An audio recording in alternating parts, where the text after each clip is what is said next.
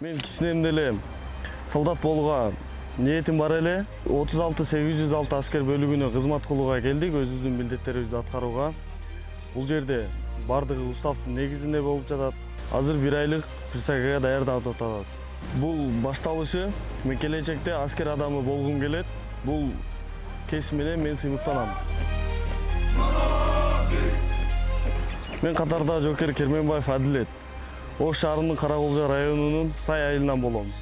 Ата апама жана досторума жана айылдаштарыма салам жолдойм. Бул учурду мен көптөн бери күткөм, жаш кезимден беричи. Мен азыр өз кызматымды аткарып жатам. Мен бул талаптар мен ойлогондон да өтө жакшы экен.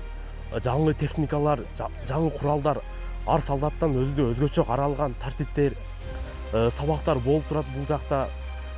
Күчүрмө даярдыктар, ок атуулар. Биз азыр 16 майга карата өздүк курам менен присягабызды аткарып жаткан учурубуз. Өзүбүздүн балчандар менен. Мен Кыргызстандын Баткен облусунан болом, Самаркандек айылынан. Мен Кыргызстан элине общий салам айтамын.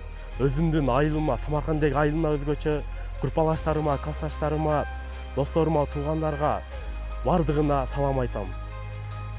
Жаш жоокер Апышев Нурмухаммед.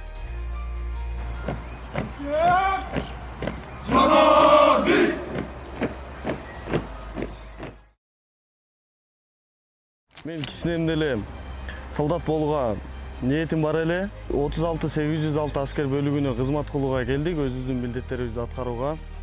Бул жерде бардыгы уставдын негизинде болуп жатат. Азыр 1 айлык присягага даярданып атабыз. Бул башталышы. Мен келечекте аскер адамы болгум келет.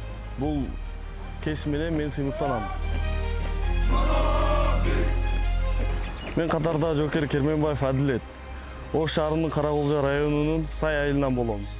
Ата апама жана досторума жана айылдаштарыма салам жолдойм. Бул учурду мен көптөн бери күткөм, жаш кезимден беричи. Мен азыр өз кызматымды аткарып жатам. Мен бул талаптар мен ойлогондон да өтө жакшы экен. Жаңы техникалар, жаңы куралдар, ар солдаттан өзгөчө каралган тартиптер, сабактар болуп турат бул жакта.